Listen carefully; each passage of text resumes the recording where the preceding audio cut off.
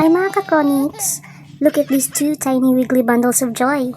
Meet ang kambal na anak ni Cookies, ang aming first time goat mama. Yes mga kaalaga, hindi lang sila cute, sila ay bunga ng love story ni Cookies, ang aming upgraded Anglo-Nubian goat.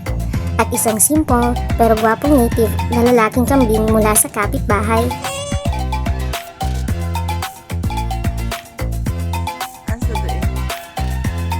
Si Cookies, sosyal na lahi pero may puso para sa lokal. Long ears, classy stance, pero di choosy sa pag-ibig.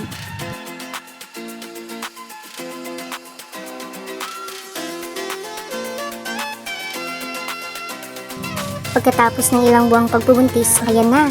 Nagsilang si Cookies ng dalawang malulusog, malulikot, at matakaw na baby goats. Maglatay-latay.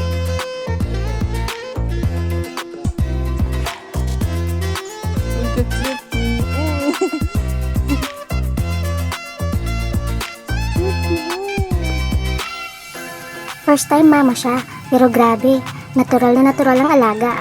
Ngayon, araw-araw silang naglalaro, tumatakbo, at minsan nag-aagawan ng dahon. Di pala mga ka-chronics, pagkasilang ng baby goats, importanteng siguraduhin na nakadede agad sila within the first few hours.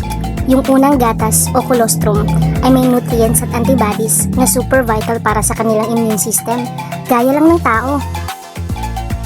FYI pala mga ka-chronics, ang Anglo-Nubian goats, tulad ni Cookies, ay kilala sa milk production.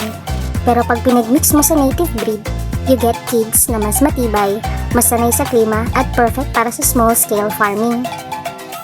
Mas less ang maintenance, mas adaptable sa local conditions, at mas sustainable para sa mga nag-uumpisa pa lang kagaya namin. Kaya kahit beginner ka pa, magandang panimula ito.